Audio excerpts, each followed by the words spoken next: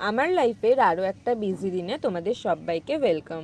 প্রত্যেক দিনের মতো আজকেও ঘুম থেকে উঠতে লেট হয়ে গেছে, তো তাড়াতাড়ি করে ব্রাশ করে নিলাম আর এক বোতল জল খেয়ে নিলাম। তার একটু পরে বসে পড়েছি চা আর বিস্কুট নিয়ে। সকাল হলেই কিন্তু প্রত্যেকটা বাঙালির চা আর বিস্কুট দরকার পড়েই, মানে এটা আমাদের একটা মেডিসিনের মতো হয়ে গেছে। তারপরে গান শুনতে শুনতে আমি আমার ঘরের কাজগুলো কমপ্লিট করলাম আর এদিকে আমার জিনিসগুলো রেডি করে নিলাম।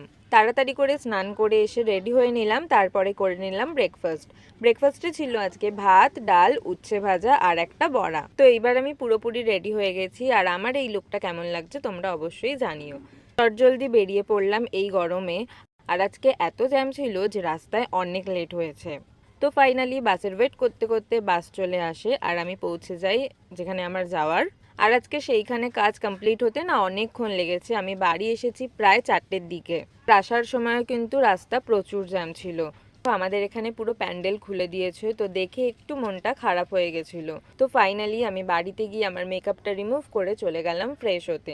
আর এই কুর্তিটা আমি এখন ধুয়ে দেবো। 4:30-র দিকে আমি আমার লাঞ্চ কমপ্লিট করলাম। লাঞ্চে আছে চিংড়ি মাছ আলুর ঝোল আর সজনে ডাঁটা আলু দিয়ে তরকারি। আমি আর মা খাবার খাচ্ছিলাম আর দাদা ওদিকে করছিল জেপ্টো। আজকে মায়ের কাছে আবদার করেছি যে আমরা সবাই মিলে আইসক্রিম খাবো। আমি চুজ করেছি কোয়ালিটি ওয়ালসের চকো ব্রাউনি ফাজ। এটার টেস্টটা কিন্তু অসাধারণ। তো ছোট্ট করে একটা আইসক্রিম পার্টি করার পরে আমরা ঘুমিয়ে পড়েছিলাম। বিকেলবেলা উঠে আমি একটু এডিটিং করছিলাম, তারপরে আবার খেয়েছিলাম চা। আজকে মা আবার চায়ের সাথে বাদাম ভেজেছিল আর করেছিল পপকর্ন। তারপরে আমার আজকে কিছু শ্যুট ছিল, সেগুলো কমপ্লিট করলাম আর চলে গেলাম মুখ ধুতে। রিসেন্টলি আমি ডি অ্যাকনির এই ফেস ওয়াশটা ইউজ করছি, আর আজকে কিন্তু কোনো স্কিন কেয়ার করবো না, আজকে আমার স্কিনের রেস্ট ডে।